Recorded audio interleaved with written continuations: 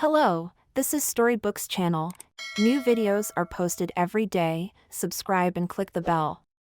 Adriana opened her eyes and listened. It was late at night, but despite that, there was an inexplicable uneasiness in the woman's soul. In the silence of the night, voices and crackling could be heard. The woman sat up in bed and began to push her spouse, who, as if nothing had happened, was sweetly snoring. "Do you see? Why are you awake?" William muttered and, returning to the other side, immediately fixed again. After all, it was his wife who pushed him down. "Do you hear that?" "What?" "Well, you can hear the noise outside. There's obviously something going on. We saw it." "Adriana, you're laughing. What could happen there?" "Well, some cow didn't come home. That's what they're looking for. Thieves won't come into our house, that's for sure. There's nothing to take, and the dog's not talking. Listen, let's go to bed." "Come on, look, I'm worried." "I won't sleep anyway, and I won't let you." William looked at his wife with intelligent eyes, but still sighed heavily and reluctantly got out from under the blanket. Back-to-back hair and thin. "All right, only you can pull up the shells, or God forbid you embarrass our ladies with your nakedness." He smiled at his wife, and then he listened and, going to the window, slightly pulled back the curtain. "My God, Julia has their house on fire," that shrieked. Adriana jumped up from the bed.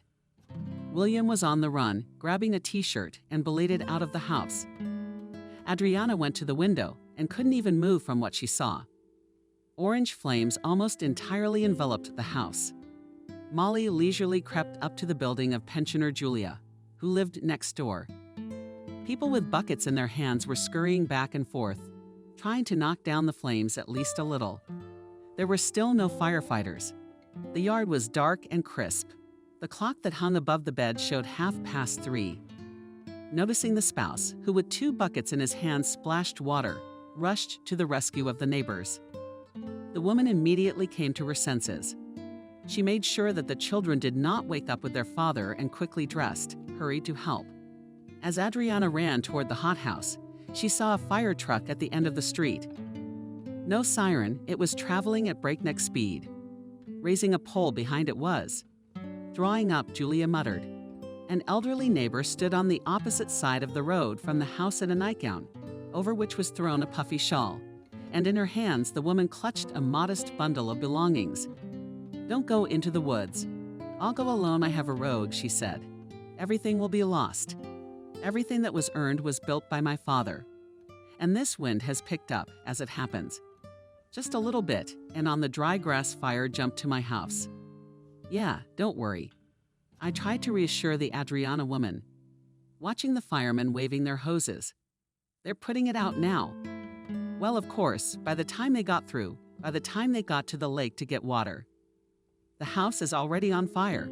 Remember Jack's house burned down a couple winters ago? It was just like that, and the whole village put it out. But it was no use, Julia sighed.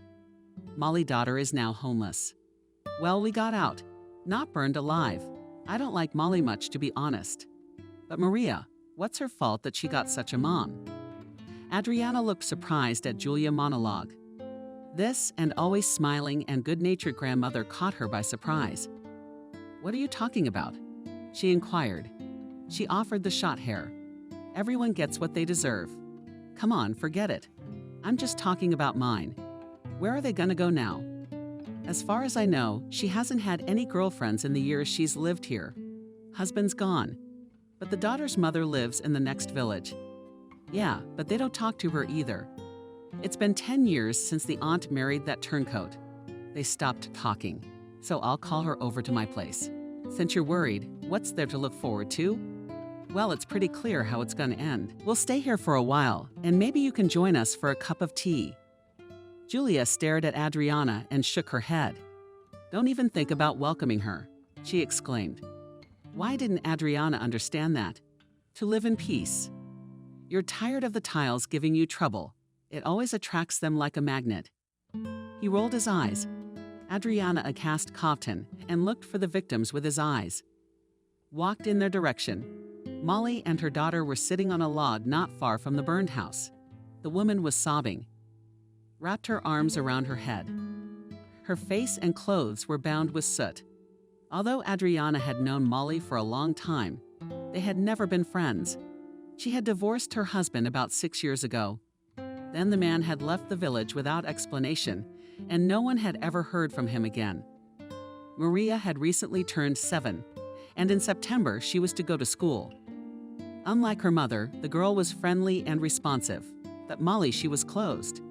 About such people say that a person closed in his world and does not let anyone there.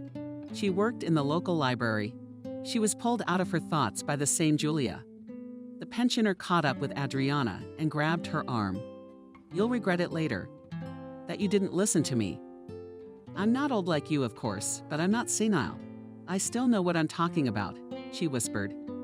Adriana looked reproachfully at the old woman and said, "Julia, calm down. People have lost their only home. What should they do? Imagine yourself in their shoes. You're sitting on a log and everyone's gone home. And no one called you over to their house to avoid causing trouble. What would it be like for you, Julia, with your lips pressed together?" She had nothing to say. "Exactly. I'll go talk to her." Adriana walked over to the cage and sat down next to it on a log. There was nothing left. Sobs howled. The woman, wiping her eyes red with tears and ashes. Everything burned, even the barn. We had already gone to bed, and suddenly she heard a strange cracking sound. And then this. She was about to say something else, but couldn't. The woman covered her face with her hands and her shoulders shook again with sobs. Maria translated the confused look, then the emerging mother, then on the remains of the house, and only silently clutched some toy. "Well, stop crying," Adriana said sternly, hugging her neighbor by the shoulders. "Let's go to our place. It's cold outside." Molly raised a glare to Adriana's face and looked at her suspiciously. "Why is this helping us? This way no one is immune from trouble. Have pity, we have plenty of room. We'll decide what to do in the morning." That didn't help. Molly got to her feet, took Maria by the hand and led them to her place. Noticing William on the way, she waved to him and shouted, "We're coming." Her husband nodded approvingly and hurried off to fetch water again. Everything said that in the battle of men against the elements, the former would lose.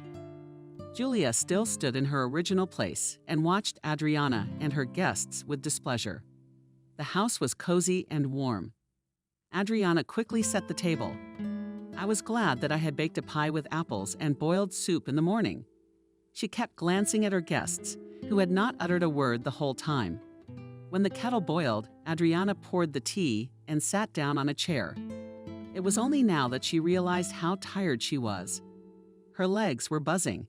"Thank you," Molly suddenly said, wrapping her trembling hands around the mug of tea.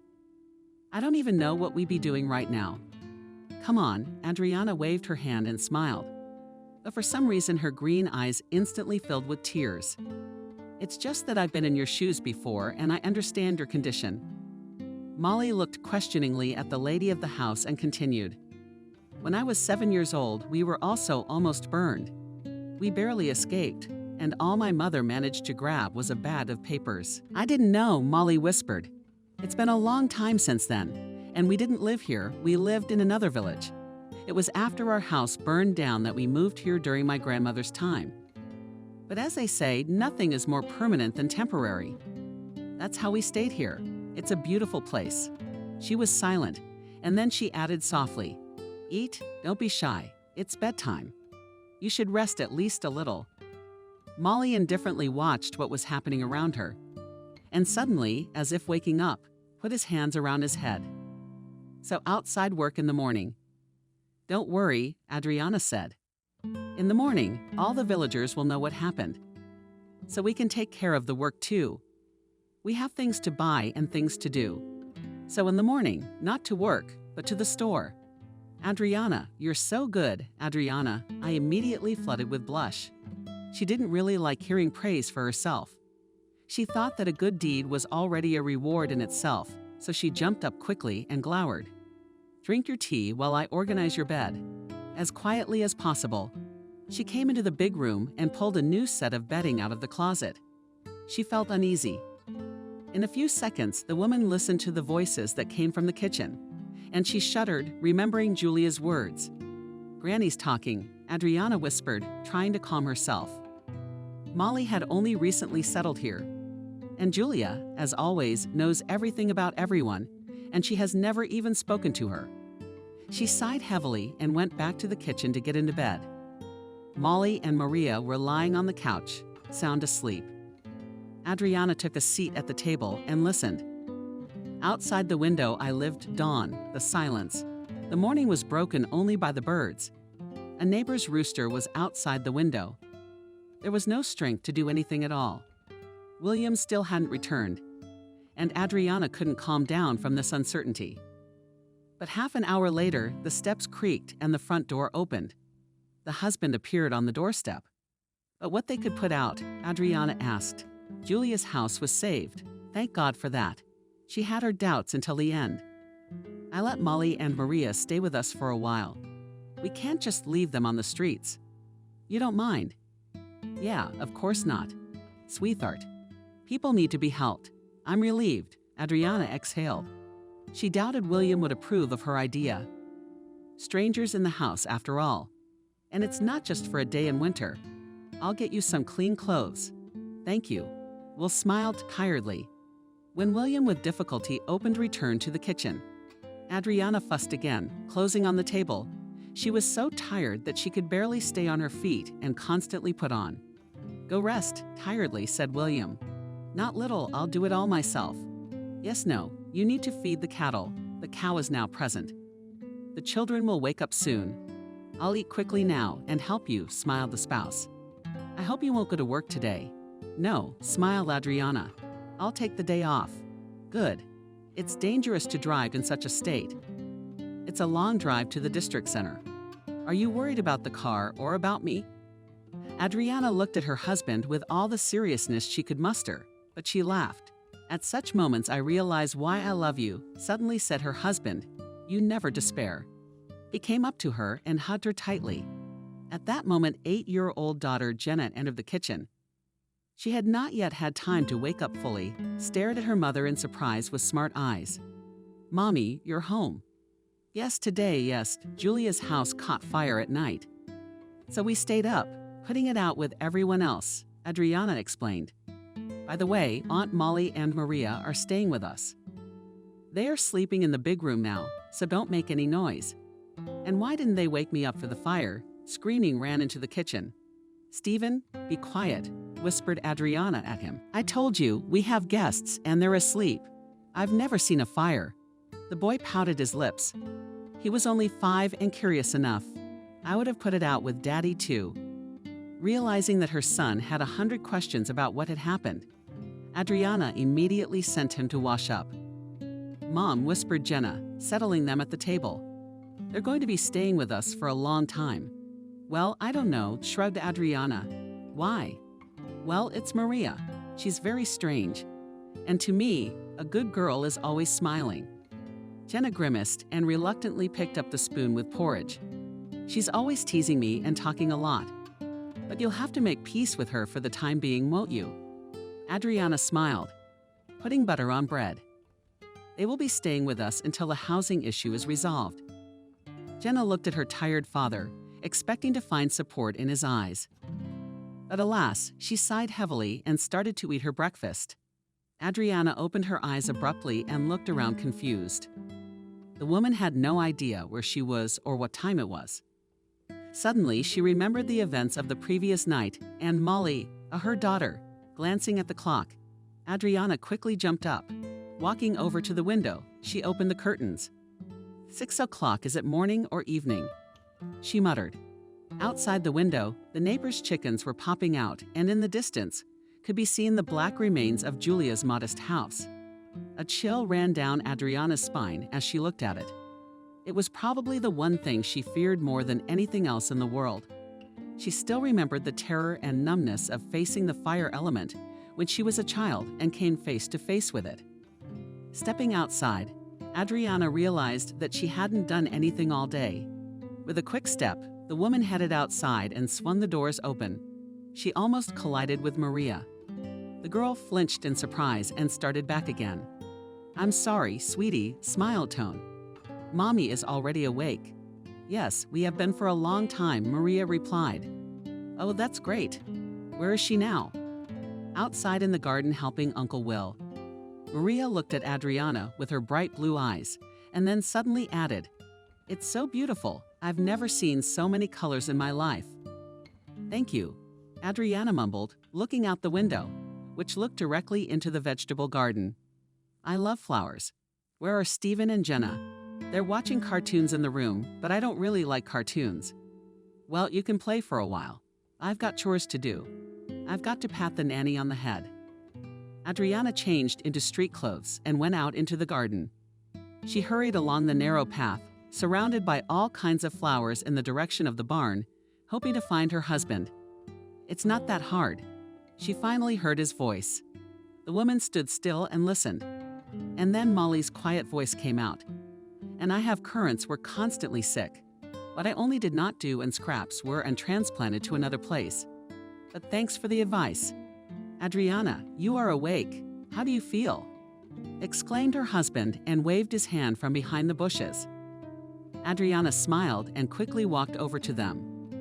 She looked at Molly and was surprised. She was dressed in men's shorts and an oversized t-shirt. "Why didn't you wake me up? Milk the cow, water the tomatoes, and I'm asleep." Adriana began reproachfully, looking at her guest. "Don't worry, I've already done everything." Smiled at her husband. "By the way, I didn't know where to get clothes for the guests. I didn't dig through your things." "Well, here I offered from my own." Maria also grinned at Adriana. William laughed. Molly also barely restrained not to laugh. "No, of course not." Jenna gave her own. Blushing perfectly, Adriana replied, "I'm gonna go get dinner. Are you staying here?" She looked at Molly expectantly, and she thanked William again and followed Adriana. "I wanted to thank you again." Molly was first when they entered the house, but she interrupted her. "Let's go on a first-name basis." Molly nodded contentedly. "Can I help you? I'll be honest, I'm not much use to you. All she knows how to do in the garden is pull weeds.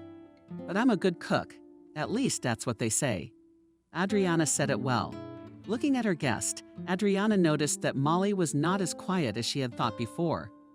And now, without her unattractive round glasses and the ridiculous ones she wore to work, the woman looked much younger than her years, and she was about the same age as Adriana. In the kitchen, the hostess showed the guests what was where and went to the nursery to check what the children were doing. Stephen was watching a cartoon, and Jenna was drawing something in her sketchbook. When her daughter saw her mom, she immediately said, "Maria thought we were stupid." "Why would you think that?" "That's what she told us," whispered the girl to her mom as they left. Adriana put her finger to her lips, calling for silence, and quickly went inside and closed the door. It's unseemly to ask people questions like that. Their house burned down. No place to live. I explained that they would be staying with us temporarily, so I won't be talking to her. "Well, that's your business," Adriana sighed. "And I won't." Stephen supported his sister and plunged back into watching the cartoon. "It's your business. I have to get dinner ready." "You turn off the cartoon and go outside." "Help your father." Stephen pouted his lips, but Adriana looked at him so sternly that he instantly jumped off the bed and ran outside. "Come on. Summer will be over soon. Enjoy the warmth." "You're right." Adriana returned to the kitchen, where she spent an hour in the company of Molly. The guest was quite silent, but that was until William entered the house. Seeing him, or literally waking up from a silent, humble woman left homeless, she turned into a cheerful carcass. Adriana kept her eyes on her for the rest of the evening, and at night she could not sleep. Something was tearing at her soul, but the woman didn't know what it was. "Are you awake?" William inquired. When will the wife turn from side to side for the umpteenth time? The moon was shining through the glass, casting a whimsical glare. The room was fresh. All the inhabitants of the small house must have been asleep long ago. Adriana looked absently at her husband and whispered, "What do you think of our guests?" "Yes, they're fine." "Why do you ask?" "Yeah, so Adriana, what's going on?" "You know you're asking for a reason." "Well, the kids don't want to hang out with Maria." They said they won't be friends with her. Found the problem, Will smiled. They're kids. One day they're feuding, the next day they're friends. They have 7 Fridays in a week, remember yourself. And Molly, what do you think? Adriana blurted out, and then she stopped talking. I don't understand. Well, I thought she smiled a little too much with you. You know she wasn't. William hugged his spouse tightly and, pulling her close to him, whispered jealousy. But I'll tell you what. Get that crap out of your head. Are you my wife? You are. And Molly is just someone who needs help. A quiet, friendly woman. That's all it is. In the morning, waking up and not finding her husband in bed, Adriana quickly jumped to her feet. The house was silent outside the window with dawn glimmering. Trying to enter as quietly as possible, she peeked into the kitchen and smiled. Spouse by herself and pulling up. Interfered with the alky. Why are you so early? She whispered. I try to do everything before you wake up, smiled Will. Maybe coffee? She nodded contentedly and sat down at the table and looked at her husband absent-mindedly. What, he wondered. I'm admiring. I haven't even washed my face yet and came straight here. Or are you still thinking about our conversation about the guests? Oh no, let's forget about it, Adriana pleaded. But to be honest, I'm still surprised. I don't remember you ever being jealous of anyone, or am I wrong? Without embarrassment, she took milk out of the refrigerator and, returning to the table, began carefully pouring it into the mug with coffee. Her cheeks were words, and her hands trembled slightly with excitement. And you weren't jealous of me for anyone. Hourly, exclaimed her husband. William laughed and then seriously added, You don't have to worry about anything, I realized. Especially since I hope Molly and Maria won't be with us for long. They have relatives. Yeah, that's the trouble, they don't. No one at all. But as Julia told me, they have nowhere to go. And Molly's mother lives in the neighboring village, but they don't communicate. He took the porridge off the stove, put the lid on it, and William sat down next to Adriana and whispered, A mother can never leave her daughter with her granddaughter on the street, right? So don't worry, talk to Molly. I'm sure it'll all be resolved soon. He smiled. Have you had breakfast? I'm gonna wash up and do chores. Thank you. Finished with breakfast, Adriana was getting ready for work. She was an accountant at the biggest company in the district center. The salary was small, but stable. And a warm place in the office was worth its weight in gold for the locals. After getting ready, Adriana quickly put on makeup and got into her small car, bought on hand a few years ago. But all the way there, she thought about the fact that the leader was about to wake up, and she and William would be home alone all day, not counting the kids. Understandably, he also worked making hay, raising cattle. It all took up a lot of time and energy. But even so, there was no way she could banish the bad thoughts. Away. I never thought I'd be so jealously angry, she said, looking at the road. Pull yourself together. Adriana, we have children, a shared home, a household. Yes, William loves me after all. She managed and then sighed heavily. The sun was leisurely rising above the horizon, and glare of cool, illuminating streams of air burst into the interior of the car through the open window and made Adriana finally come to her senses. Her co-workers greeted Adriana with smiles, especially Kelly, her close friend with whom they had worked together for over 10 years.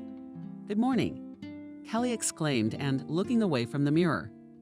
Good morning, she decided to put on her makeup. Adriana smiled. She sat down at her desk. I decided to sleep longer this morning and not waste time on makeup. But I'm putting out where I was yesterday. You haven't taken 100 years off in years.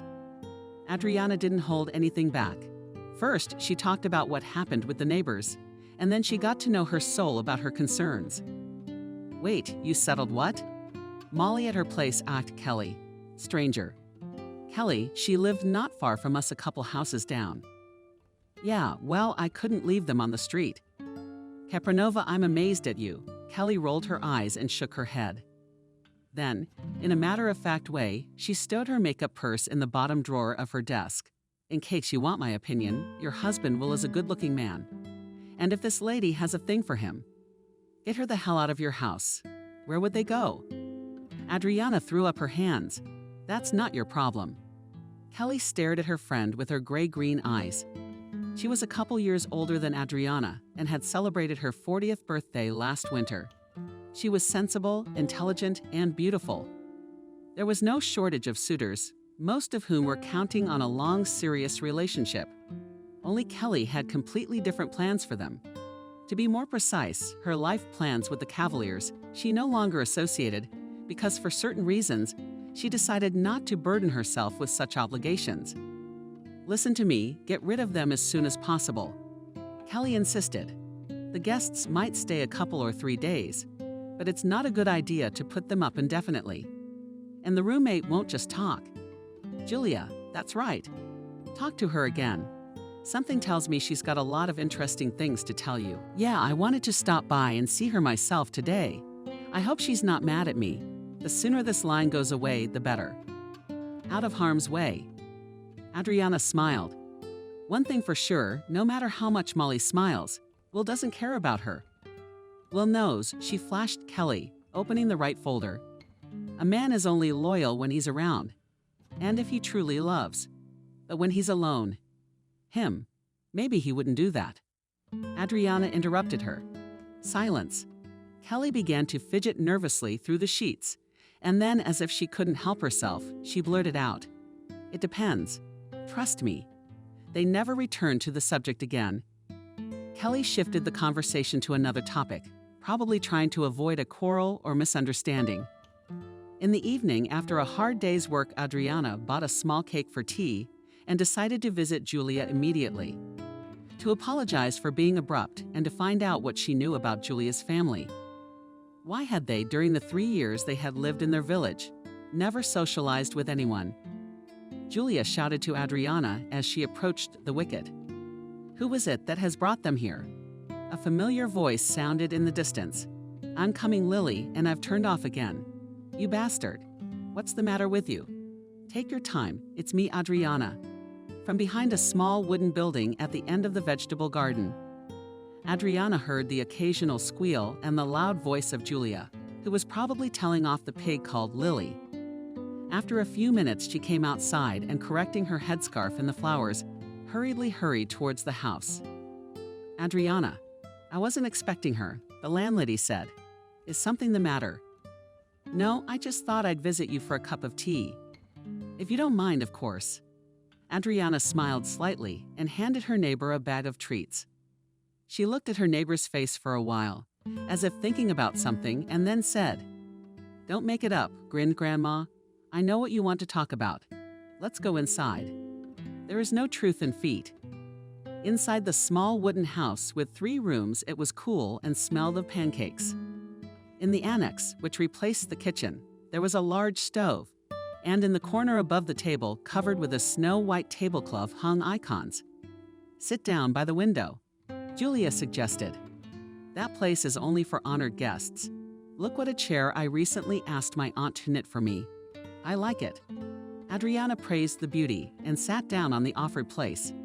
The hostess put an old kettle on the fire and then placed a saucer and a cup on the table. Sat down opposite. "Well, while the kettle is boiling, it's time for me to tell you why you've come, though I can guess." Adriana raised his eyebrows in surprise. "Molly interests you, doesn't she? And how are you?" "Yeah, I've known her since she was a kid. But she's only lived here for 3 years." Adriana hesitated. Julia just shook her head and looked at her interlocutor with undisguised curiosity. "I was friends with her mother, Clara. In the same school, studied girlfriends were not divisible water. But then, as it often happens, life has divorced in different directions. I came here to get my husband, and Clara dragged her own loser around with her. Much later, when she wised up, divorced, returned to her native place, where in principle she still lives." "Wow. Okay, but don't keep me in suspense. What did Molly do?" "Spit it out now that you're here." Julia took the kettle off the fire, poured boiling water into a cup, and began to cut the cake with small buttery roses. Adriana, carefully choosing her words, began to tell what had happened at home. She didn't want to offend Julia. After all, Molly was her friend's daughter. After describing what had happened in general terms, she asked, Why doesn't Molly want to ask her mom for help? That's not how they communicate. And thank God, Julia blurted out and, noticing the incomprehension on the guest's face, added, "Well, if you're with treating them and apologizing, I'll tell you that you have to start from afar, otherwise nothing will be clear." Clara was born in an ordinary village family and always dreamed of a sweet life. She was frivolous, very much in love, and one day to her misfortune got involved with a local guy. Soon enough, she came to her mother to repent. "Clara, how could you disgrace us for the whole village? Did you find something in that jar?" Her mother reread it, and the next morning, Clara's parents went to the house of her suitors and quickly determined the fate of their only daughter. The wedding was modest, as long as the belly was not noticeable. And already in the spring, in the newly minted family appeared a charming daughter, Emily. David did not want to work or study. He did not need a family as such, but on the advice of his parents, decided that it would be right to go somewhere far away. Clara did not even want to hear about moving to the north soon. What arguments she didn't give to get her husband to give up his plans. But he was adamant. 10 years. 10 whole years she had the patience. All those years she lived with her wrong way. And then she decided to run away. Taking only the essentials, Clara, not without difficulty of course, got to her native land. And her mother was unspoken, pleased. But after a couple of weeks, she suddenly realized that she had returned a surprise from her husband. And that surprise was born in the spring too. It was Molly, the baby that wasn't expected. Clara, looking at her demanding and mischievous and youngest daughter, always said, "My joy will grow up. She'll be my helper." Molly grew up, but not justified. The hopes of the mother's assistant from the girl did not turn out. She was capricious, lazy, stubborn. Not like her older sister, who helped her mother all the time. But not Molly. She didn't really want to study either. Milking cows was her job, and she always found any excuse not to do anything. You can't. She let the children behave like that. I told Julia when I came to my native village and visited my friend. She should be taken in hand by the girl, forcing her to help, and she will finish the 9th grade. So let him go to school. It's not a problem now. Yeah, she doesn't want to. She complained to Clara. I'm telling her it's all over the place. Emily, he graduated from college. The first one in our family with an education. Molly and stands her ground. Why should I study? I'll find a rich husband and live without problems. Oh, Clara, I don't want to offend you, but who would take such a lazy wife? I understand it all myself, but now I don't know what to do. So I'm telling you, send her to school.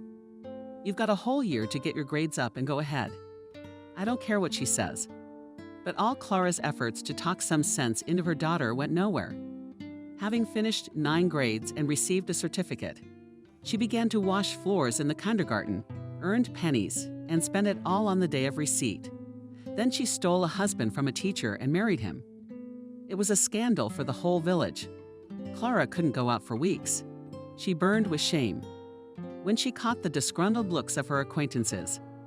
But Molly and her husband didn't live together for long.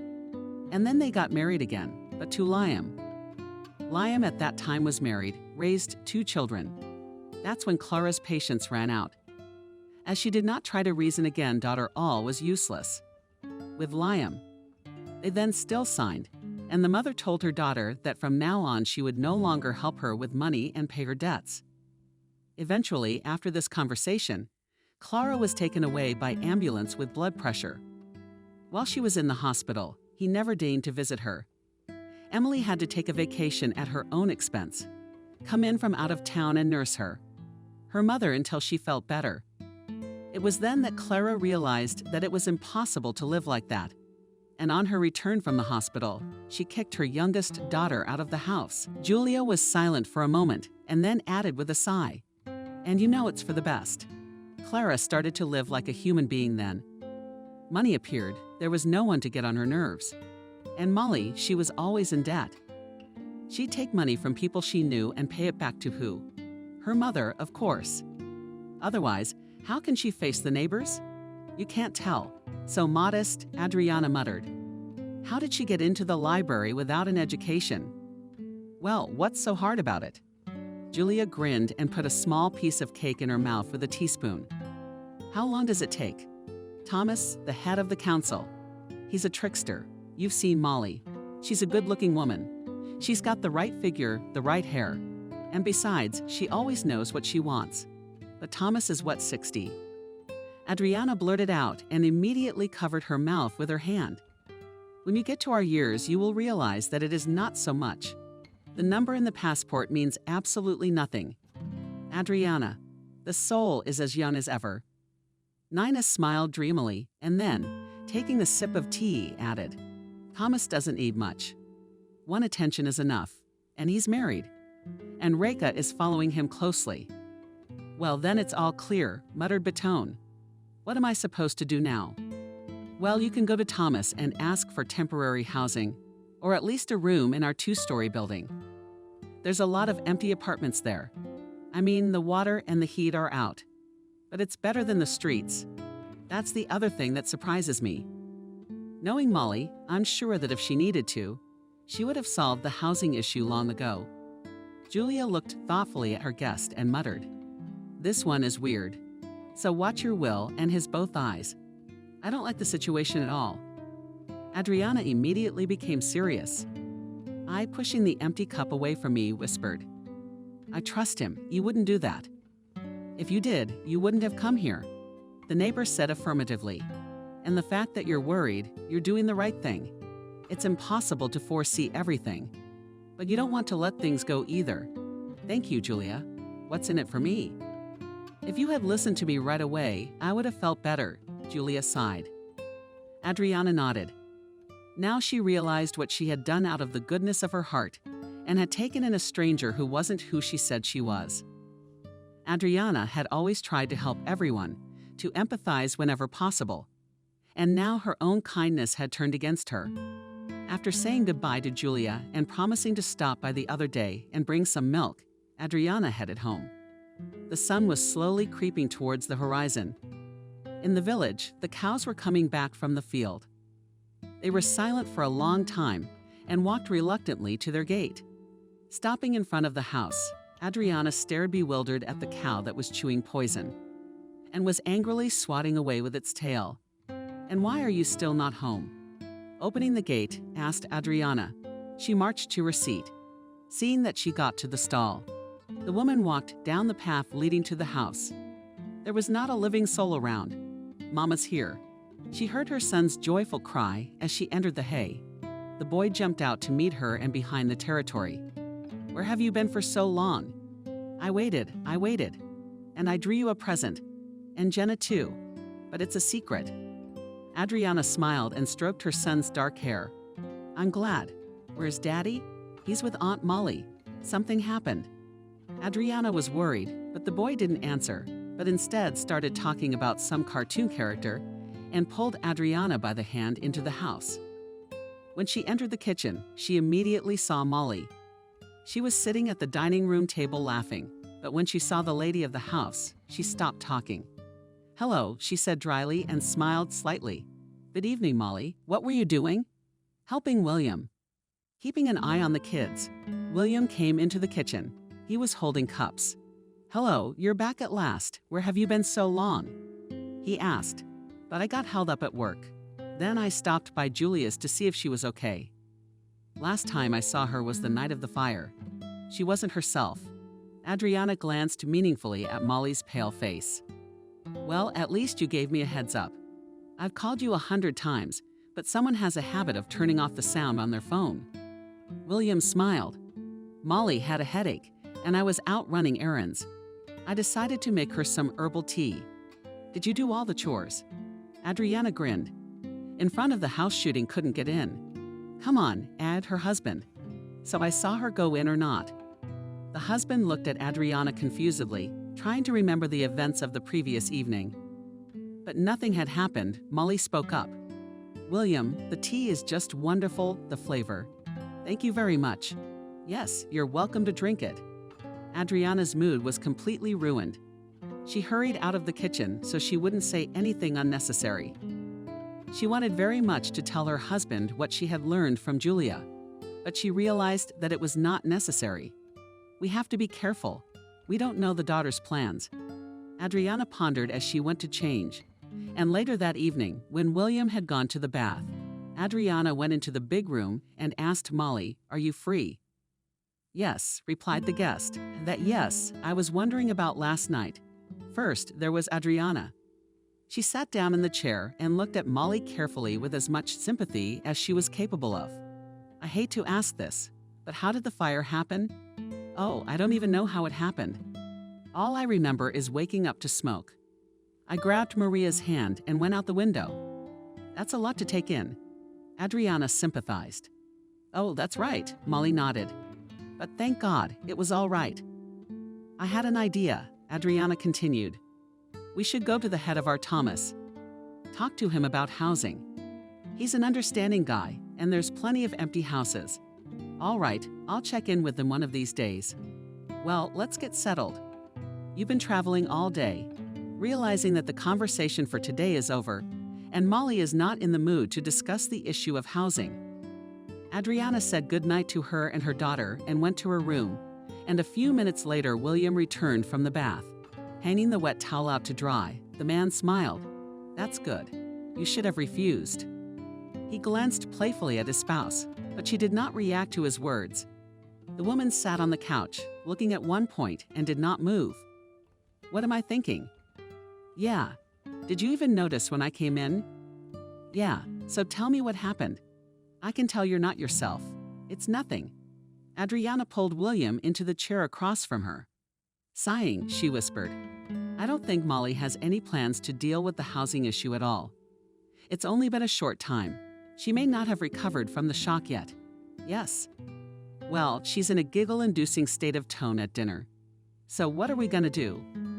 "Well, let's throw her out on the street. Or are there other options?" Adriana smiled enigmatically and dropped her head on the pillow.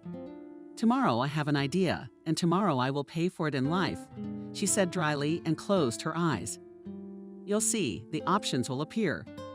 In the morning, Adriana got up much earlier than usual, so that she could stop by the village council and talk to Janetti. "Where are you going so early?" William asked in surprise, noticing how his wife was twirling in front of the mirror. Adriana looked stunning in a knee-length dress with a deep neckline. Her dark hair fell to her shoulders. Cherry lipstick emphasized the contour, and green eyes with brown speckles were full of determination. "I'm going to the council to push for housing for our burn victims. Don't you have any more modest clothes?" William asked. "Well, yes, actually." Adriana smiled. "And rightly so. A wife should be appreciated." "I don't understand you at all, Adriana." He had a couple more questions for his wife, but she had already jumped out into the blue. William rushed after her and, stopping her at the door, asked, "What are you implying?" "Let's find out before you go." "I'm in a hurry, and there's not much to find out. Don't you agree with me that a wife should be valued?" "I agree." "Vitya, well, I'm really in a hurry to get to work. By the way, Molly is also working at the library today, so you're in charge at home. And the kids, by the looks of it, are on you for now. Kindergarten doesn't open for a couple weeks. You know about school, right? I mean, for work." She told me she doesn't start work for another week. How surprised Adriana was. "So I thought you knew?" Well, Molly was out of the house. Adriana sang her fingernails so hard into her purse that a little more, and it would have holes in it all the way to the village hall. She got there very quickly and noticed to her delight that Thomas was already in place in a small room, lit by a bright August sun that was guilty and overly dusty. The huge wooden desk that stood by the window could barely support the piles of papers and all sorts of books. And the cupboard opposite was full of documents. It felt that there was a lack of a woman's hand who could make a cozy, working place out of this unpretentious room. But Thomas would never let his wife Anechka in here, believing that his office is his personal space. "What people, Adriana!" he exclaimed. "Are you here to see us? And you're up early. What are you doing here?" "Hello, Thomas. I wanted to talk to you about the situation with Molly. She and her daughter are staying with us now." Thomas coughed, then motioned for the visitor to sit down and said, "Well, that's great. Tell me, lady, is this investigation going to take a little longer?" I realize it's not pleasant, but that's the way it is." Adriana looked at the head of the village council without understanding. She didn't get the meaning of his words right away. "I'm talking about the cause of the fire," the man explained.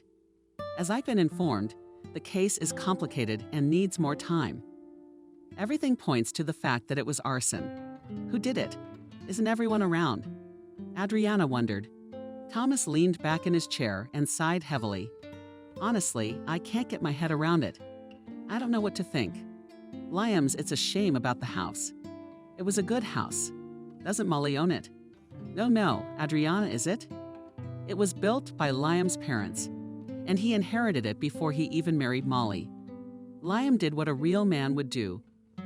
He let his wife and daughter live here and left. Not everyone is capable of such a generous gesture. Well, I've lost track of you. Adriana, what is your business with us? From what I've heard, Adriana didn't immediately remember what she was here for. But after pulling herself together, she finally made up her mind. "You see, the lady and her daughter have nowhere to live. I know we have many vacant houses. So maybe sure, we'd love to find them a roof over their heads. It's just that Molly didn't come to me, and I thought she'd solved her own housing problem. She has, but they can't stay with us for long. A guest is good, but home is better, you know?"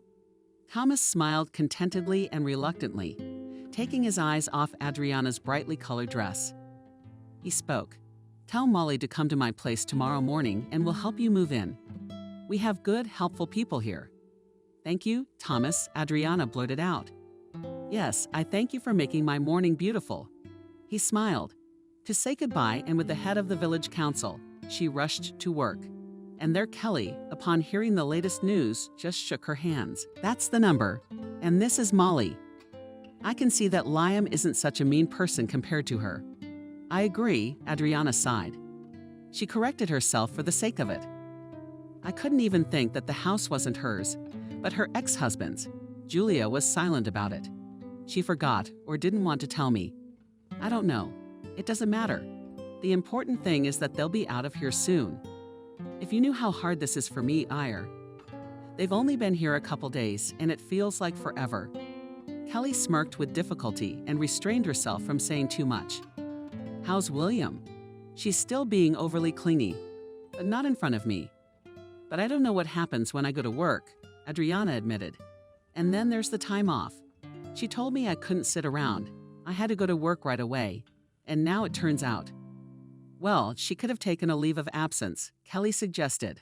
"Why? You have no idea. Need a clue?" "No, you don't have to tell me anything." And Kelly just flailed her arms. "You know," Adriana blurted it out. "It's like she doesn't notice anything. She's just saying Molly's worried. Molly's in shock. Sympathy, a woman's outsider, is a red flag. Adriana, I've been through all these stages, and you know the bottom line." Adriana covered her face with her hands. Of course, she understood what Kelly was trying to convey to her, but she didn't want to believe it. There was no way this could have happened in her life. 11 years ago, Kelly had been a happy wife.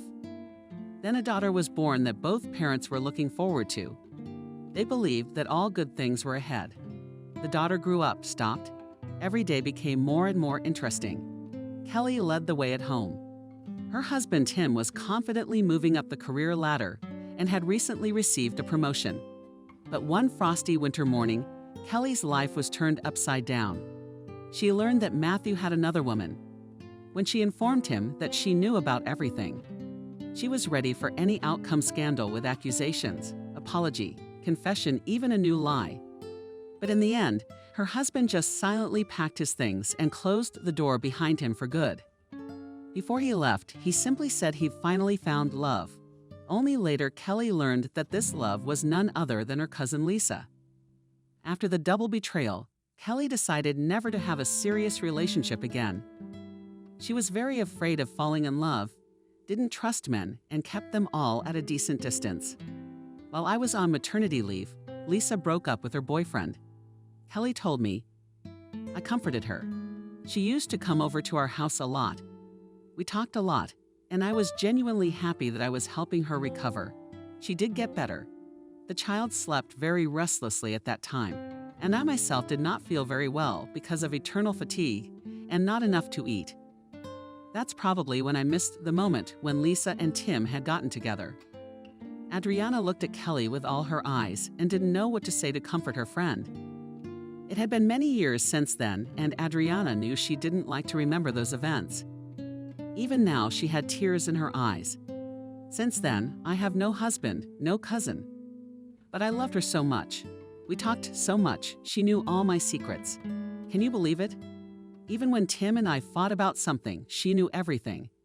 If we needed to vent, we always ran to each other. That's what I did.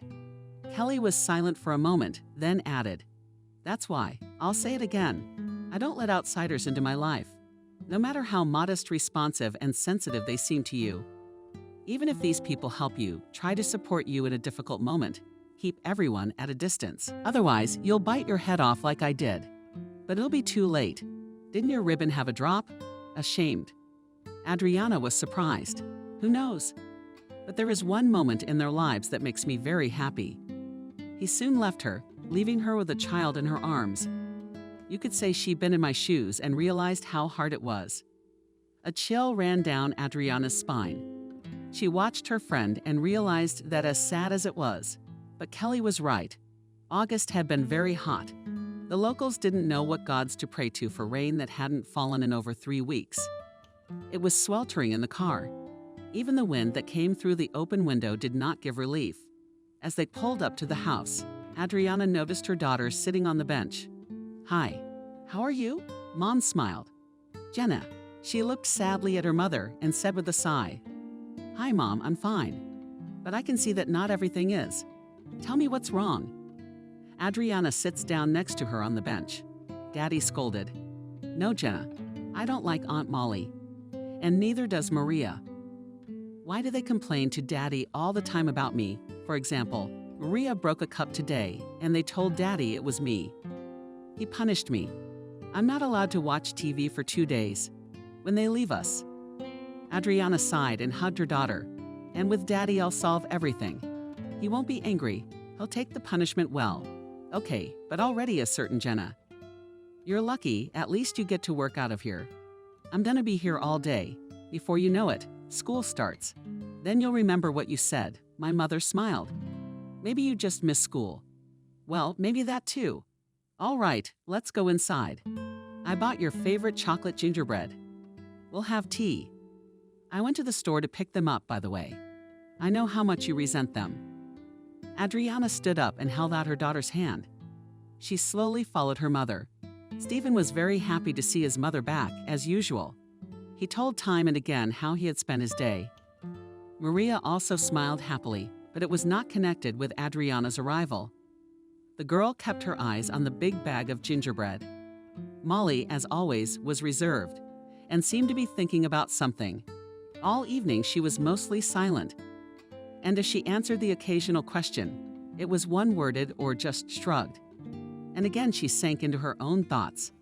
And when the children had gone to their rooms, Adriana said, as if in passing, "I went to see Thomas this morning, and he said hello and promised to look for a vacant house for you. I'm always surprised how helpful he is." "Well done," William exclaimed and looked at our guest. "You'll finally have a home of your own." "Why didn't we go to him right away?" "Honestly, I didn't even think about it." "Adriana, what a good girl you are." Adriana smiled and watched Molly, who, judging by the displeased look on her face, was not happy about the news. Thomas asked Adriana to stop by tomorrow morning. He said that he would arrange everything and even solve the question of moving. "Thanks, I'll stop by," said Molly, nervously stirred and sugar in a cup of tea. "Yes, and also almost slipped my mind. He said something else about the investigation. It dragged on, I think, for some time he couldn't say for sure." Molly shuddered and almost knocked over her teacup and looked at Adriana without blinking. "What's there to investigate?" William wondered. "Well, they always investigate the cause of the fire," Adriana explained. "Maybe arson." "Come on," William dismissed it. "It's as clear as daylight. The wiring was no good. It's a good thing everyone's alive." But Thomas claims that everything points to arson. Stretching out each word, Adriana watched Molly's reaction. "Come on," she blurted out. "Who's going to hurt me? I'm just a librarian." "You're saying I'm running across someone's path. I don't even owe anyone money. And Liam. Are you implying that he set the fire?" Reluctantly, William clarified. Adriana smirked and glared at her guest. "I'm not implying anything, just speculating. But since the house belonged to Liam, it's unlikely that he would burn his inheritance himself." Molly immediately jumped up. It was so fast that her chair toppled to the floor. The woman's cheeks turned stern and her eyes threw lightning bolts. "Leave this case to the investigators." She turned to the lady of the house. "Let them figure out the reasons. And don't accuse anyone." "What did he say?" William stood up for his wife, but Molly didn't hear anyone. She stepped over a chair on the floor and went to bed, slamming the kitchen door loudly. "You probably shouldn't have done that," William whispered. "They were miraculously saved. You don't mean to say that Molly did it herself, do you?" "And I didn't say anything of the sort," Adriana said calmly and rose from the table. "I suggest you worry less about your mental health and more about your family." "Adriana, you're at it again." "Well, the day they leave us, I'm buying a huge cake. You have no idea how much I look forward to it and how much I regret my rash behavior. Open your eyes. Can't you see how deceitful she is? Molly is not the person she pretends to be." "Adriana, I don't understand you." "Come on, like children to sleep. I'll tell you everything in detail and explain everything so that there are no unnecessary ears," whispered the spouse, nodded his head in the direction of the room in which the guests lived. There was silence in the house. The couple sat on the couch and remained silent. William was digesting what his wife had just told him, and Adriana waited for his opinion. Finally, he told her, "Are you sure Julia was just telling you the truth?" "Well, it's not like Molly." "Well, she's not like that." "What is she like?" Adriana chuckled. Modestly reserved, quiet. Spouse nodded silently. "Well, yes, only in a quiet abyss, as you know." "So you mean to say that she has certain views on me?" Adriana sighed and shrugged her shoulders. She was sitting on the edge of the couch in a long nightgown under Kelly. Last year. There was no makeup on her face, and she had her long brown hair up in a ponytail out of habit. And William couldn't take his eyes off her. "You're very beautiful, just like you were when I met you. I love you all kinds of things, you know. No makeup, shaggy, angry. And I will always love you because you are the Adriana I would give my life for." He fell silent, watching the tears flow from his wife's eyes.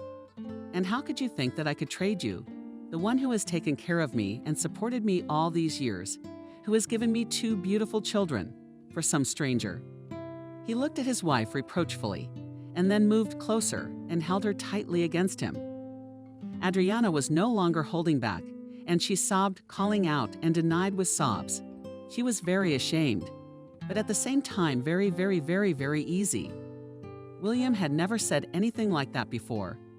Of course, Adriana was sure he loved her, but William was the kind of man who never made high-minded speeches. Considering actions far more important, "You'll forgive me." She raised her head and looked at him with eyes red with tears. "I have nothing to forgive you for."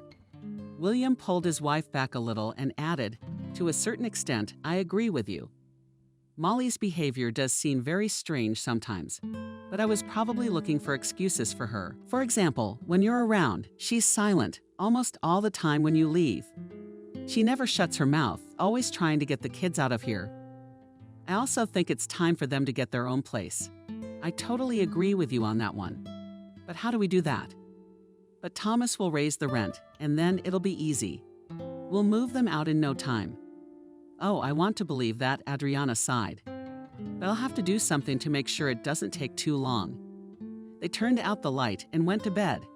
And William suddenly asked, "You think she was responsible for the fire?"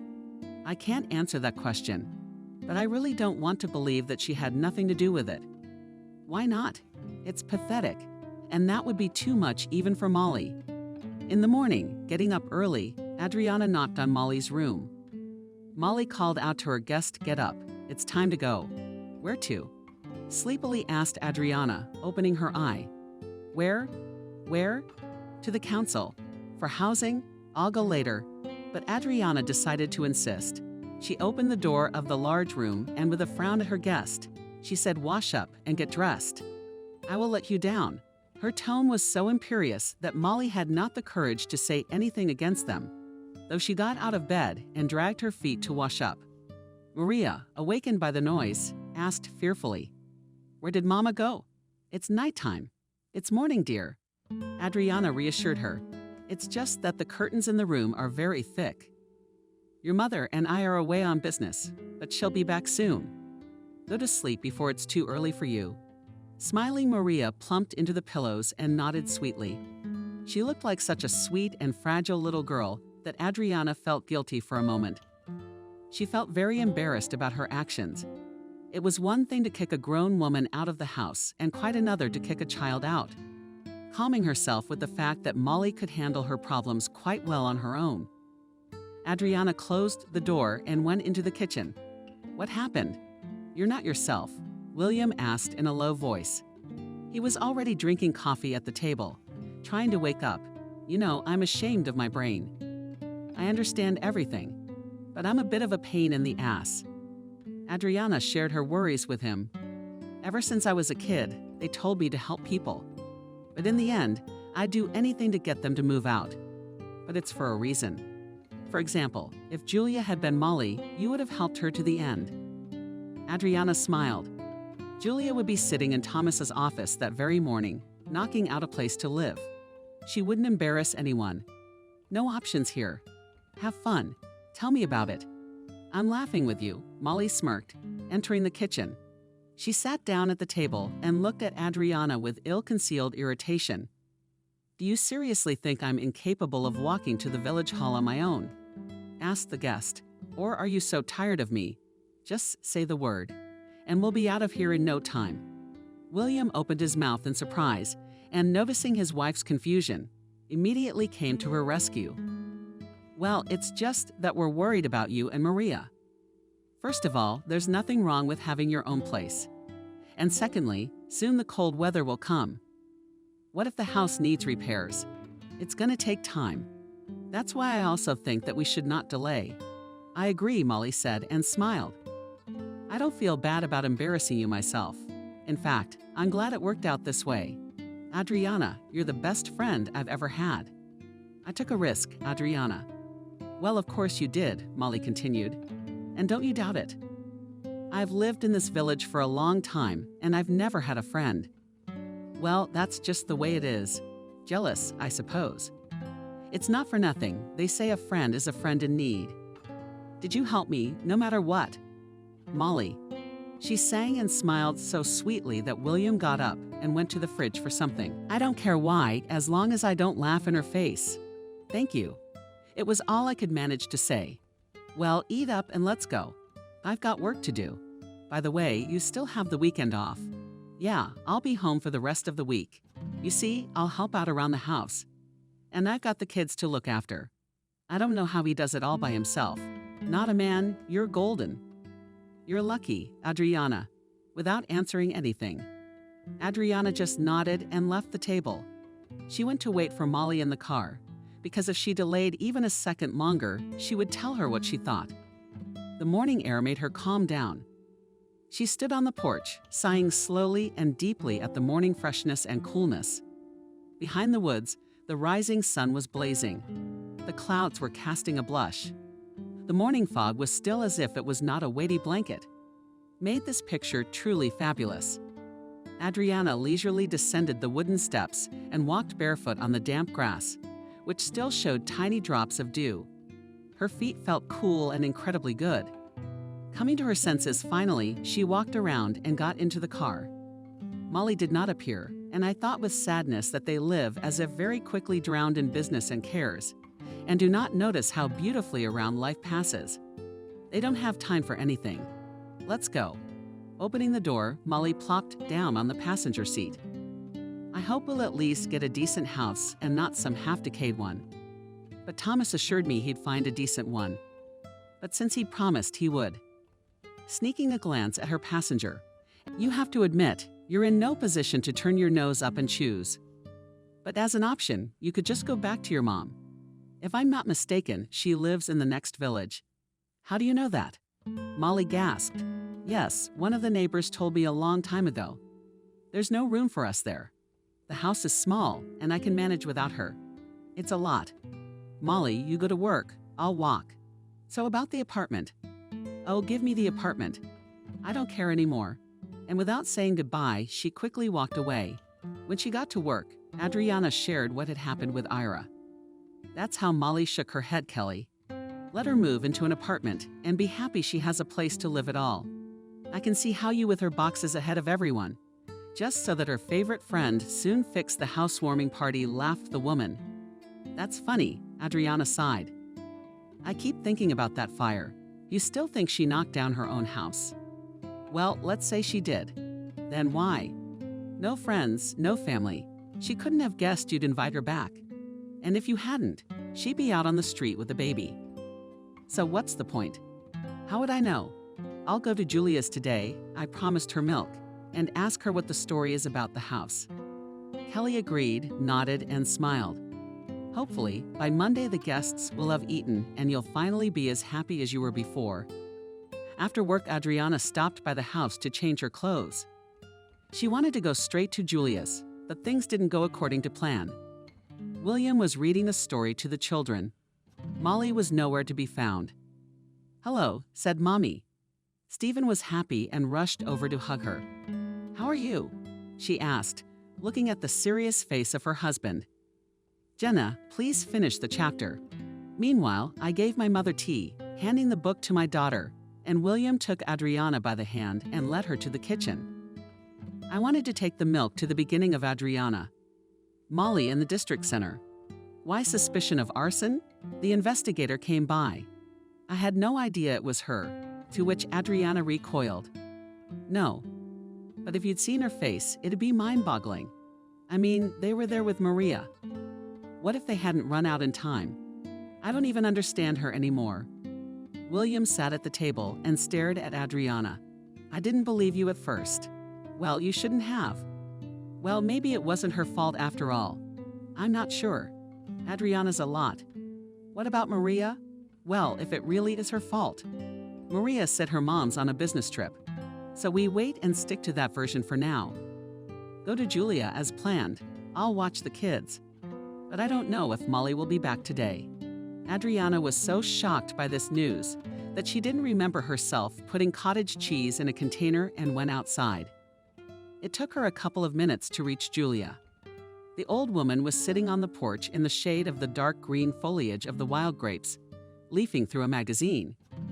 When she saw Adriana, she took off her glasses and waved at her. Good evening, Adriana. Are you visiting again? Hello, Julia. But I promised to bring cottage cheese. Adriana put the bag on the wooden step and asked quietly, Why would you not tell me about the fact that you didn't live in your own house? Didn't I tell you about it? Julia was surprised. You are old, I guess from the envelopes all the time. They say that memory is practiced. But I guess it's all for nothing. Let's go inside, have tea, and I'll tell you all about it. I'm in a hurry. Lil's alone with the kids, still doing chores. Where's Molly gone? The investigators visited us today. Adriana sighed and told her neighbor about what happened. When Julia heard that Molly was suspected of arson, she covered her mouth with her hand and rounded her eyes. That's what I was saying, Julia lamented. About what? Julia looked around warily. Was there? Where there were no ears. Then she motioned for Adriana to sit beside her on the step. The older woman pondered for a moment, then said, Liam is not a bad man. I was friends with his late mother. Kathy was her name. But God took her away a little early. She was very ill. You should remember her yourself. She was a kind woman. Liam had moved to town and was seeing his first wife, Wendy, when Kathy was gone. Wendy had a lot of admirers even then. She was an enviable bride. Not only that, beautiful and educated, and the daughter of a local businessman, she stood out from the rest. However, no matter how much her parents discouraged her not to marry a country boy, all was to no avail. She didn't listen. Everything was fine at first. She and Liam lived soul to soul. But when their youngest child was 2, Liam filed for divorce. For Wendy, it was like a thunderclap. She'd been looking forward to her spouse. She was waiting for him to come to his senses. But then she fell head over heels for Molly. Without the slightest remorse, trampled all that good and bright that was in their lives, and walked out, leaving his wife and 2 kids behind. Liam brought Molly to his mother's house. Julia continued. They renovated the house, planted a vegetable garden, and generally arranged everything so well that we never ceased to be amazed. Molly soon became pregnant and Maria was born. Honestly, I was really happy for her. But a year later, Liam left and we never saw him again. He left his wife and daughter a house. True, they lived in it on birds' rights, but still. Julia was silent and suddenly added, and a month ago Liam reappeared and told Molly that the house would be sold. Adriana gasped, yes. He needed money fast. I don't know what for. Maybe he was looking at a car or a house somewhere else. I'm not gonna lie, it doesn't matter. Molly came running to me right away, begging me to talk to Liam. Julia grinned. He respects me, and of course he'll listen to me. But that's what I told her at the time. Look for a place to live. Is it right to teach a grown man how to live? Because he can't figure it out without me. Should he sell his house or not? And she solved the problem in her own way, Adriana muttered, staring off into the distance. I don't know. But someone came to see me the other day, Julia said. They asked about Galabel. What kind of person is she? What's her relationship with her ex?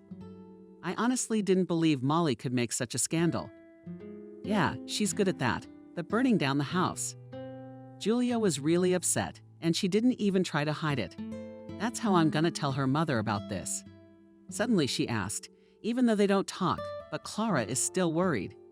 She even asked me to keep an eye on her daughter. But nothing is clear yet. Maybe it really is a wiring harness. Adriana tried to reassure her. She looked at her watch and fussed. If you'll excuse me, Julia, I have to run. Call me when Molly gets back from the district center, or I won't be able to sleep until I'm sure she's all right. I will. Goodbye, Julia. Leaving the bag on the porch, Adriana walked quickly to the gate.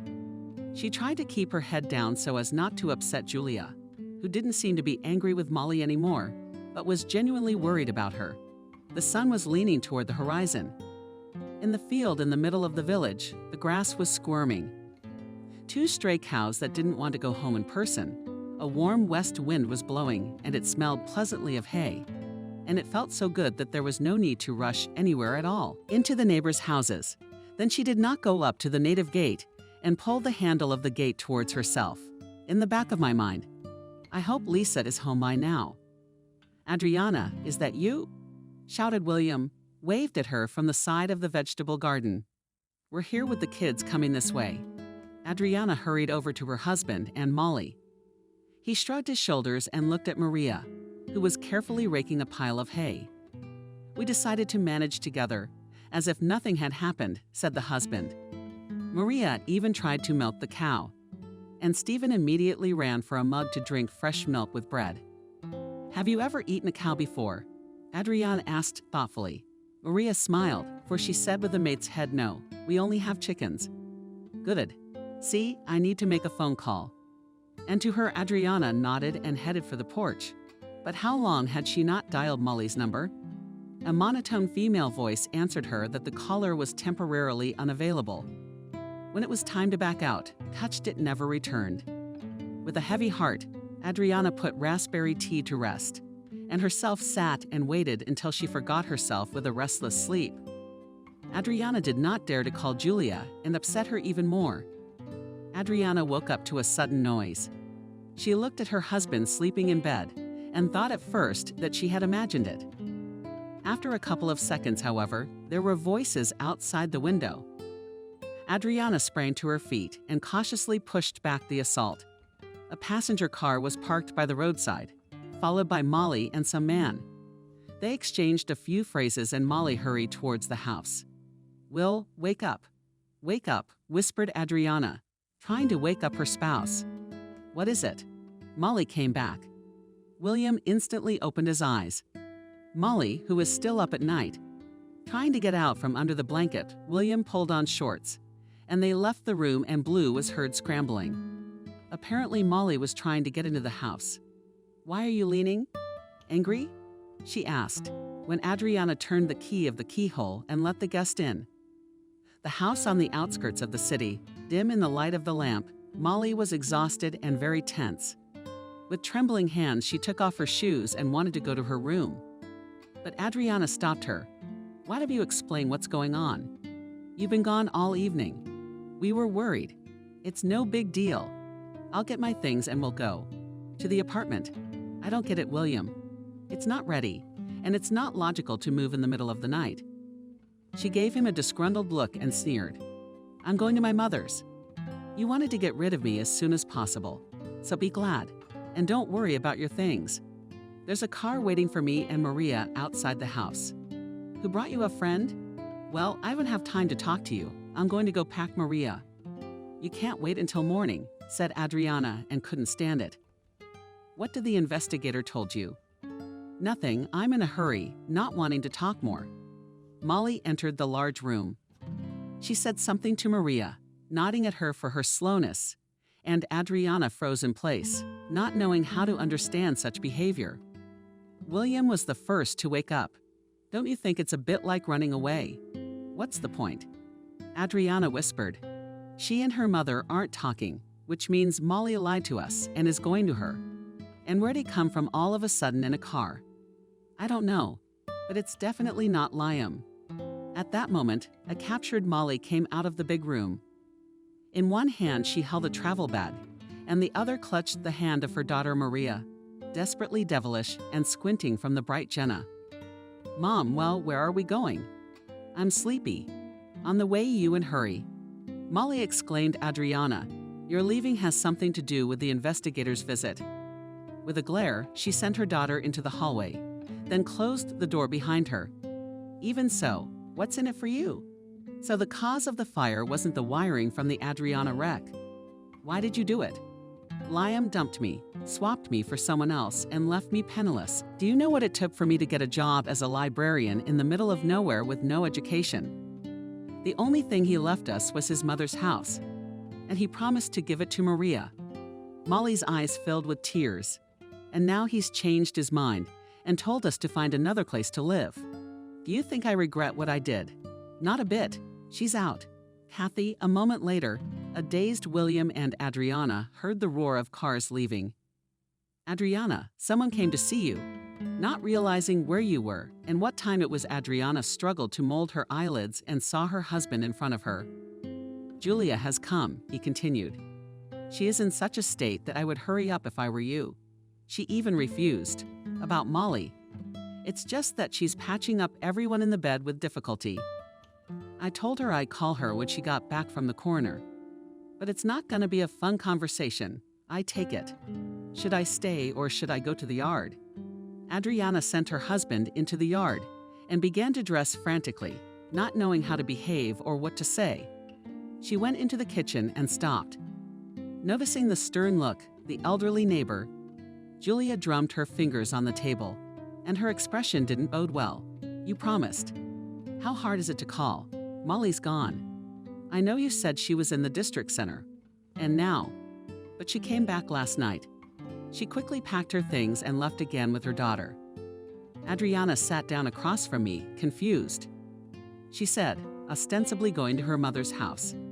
Julia looked at Adriana with all her eyes and did not know what to say. "They couldn't have gone to Claudia's," she said quietly. "But why would she go anywhere if we were going to prepare a 2-story apartment for them today?" Sighing heavily, Adriana told her neighbor about the arson plea. Julia muttered unthinkingly, clutching her hands on her head. "She's going to get caught anyway. Doesn't she realize that?" "Adriana, what do we do now?" "But first, let's drink some tea and calm down." Molly is a grown woman and only wishes her daughter well, so she tries to make sure nothing happens to Maria. Maybe she did go to her mom's. "Where's your cell phone?" "I'll call the bench." "On the nightstand by the door." The neighbor jumped up from her seat and found the receiver, began to dial the number she knew by heart. There was silence, broken only by my faint jokes. "Clara, it's you. Clara didn't come to see you." The neighbor started and then she could. "Oh, really? But Adriana looked with surprise at the agitated face of the older woman and even forgot how to breathe. Of course, don't worry. If necessary, I will come," Julia continued to say into the phone. "Well, that's it, dear, goodbye." Putting the phone back down, she turned around and blurted out Maria at Clara's. Molly had gotten her mother up in the middle of the night and said she would keep her granddaughter for a couple days and then come back. Clara couldn't say no, so they had made up. Asked about the tone. "Yeah, I don't know, but Clara said it was fine. It's not like she's never seen her granddaughter." "Where the hell is that naughty boy going?" "That's where." "Angry?" Julia asked. That and the fateful night Molly left the corporal's house. It had been exactly a week. Maria still lived at her grandmother Clara's house and waited for her mother, who did not show up anymore. They started from scratch. Clara was incredibly happy, and Maria was just glad that she had such a kind and sympathetic grandmother. Never before had the girl eaten so delicious pies, never listened to so many interesting fairy tales, and never knew that the ordinary word grandmother could mean so much. That morning, Adriana drove to work as usual, but as she got into the car, she suddenly noticed a familiar figure hurrying toward their house. Julia waved at her, begging her to wait. "Wait," sweetheart, out of breath behind the property. "Lana, did you hear what happened?" "No," Adriana answered cautiously. "What is it?" "They found the Molly, and she's gonna have to answer for what she did. I don't know what will happen now, but I'm afraid for Maria Liam doesn't need her because he's seeing someone else. And Clara, you're of age. Will she let her keep the girl, if anything? I don't know. And you think Molly will go to jail?" "Spit," Julia interrupted her. "I hope Liam takes pity on her, but who knows what it'll be like." The woman sighed heavily and added, "It's a good thing she left you and didn't have time to do anything. I was worried about you and William. Molly will stop at nothing when money is at stake. It's what she's already married twice for. And the man who gave her a ride, who was that?" "Her first husband." Adriana opened her mouth in surprise. Oni shrugged and declared, imagining Clara's face when she saw her daughter's old friend. "Maria is staying at her grandmother's house for now. It looks like she will go to school there too." Clara forgave her daughter and even promised to let her live with her. "She's stepping on the same rake again. But what can you do? You're family after all." She said goodbye. The old woman slowly wandered towards her house, and Adriana went to work. All the way to the district center, she couldn't get her neighbor's words out of her head and thought about Molly. Kelly immediately noticed that Adriana was not herself, and after waiting until the office was empty, she inquired, "What's the matter?" "I see Clara," Kelly confessed. "She's a real piece of work. And the daughter? Imagine yourself in Clara's shoes. Would she forgive you?" "Yes, of course she would." "I really hope Molly realizes how much she loves her and stops acting like a whimsical little girl. I don't think people like her don't change." Kelly looked at Adriana carefully, lowered her voice and said, "You be careful, Adriana. You don't need friends like that." Adriana nodded silently. She realized that she had almost destroyed her family. The reckless act of allowing a woman he didn't know well to move into the house indefinitely. How was Will not upset? "Oh, he's happy," Adriana grinned. "And the kids are happy too." Jenna said that without guests has become much calmer. No one quarrels and you can relax. "I'm happy for you. Did you really think Will was capable of cheating?" Adriana asked. "Who knows what's on another person's mind?" Kelly answered with a question. "I hoped for the best. That's all." However, after the betrayal of her ex-husband's sister, always hoping only for herself, it's easier that way, she smiled slightly and went to work strong, independent, real. 6 months passed. Maria was still living with her grandmother and attending the local village school. Clara loved the girl with all her heart and only for her sake tolerated the antics of Molly, who in fact got away with it. Except for a fine and compulsory labor, Liam sold the plot where his home once stood and married for the 3rd time, hoping that this marriage would be the last. He promised to help Maria with money and take her to town periodically, but nothing more. And Molly hadn't changed a bit. She worked as a janitor at the local school and searched for her happiness. I believe that it lies in men. Adriana celebrated another wedding anniversary with her husband. Afterward, she swore to herself never to let strangers into the house again. And she broke it only once, when it was time to take care of Julia, whom she loved and cherished very much.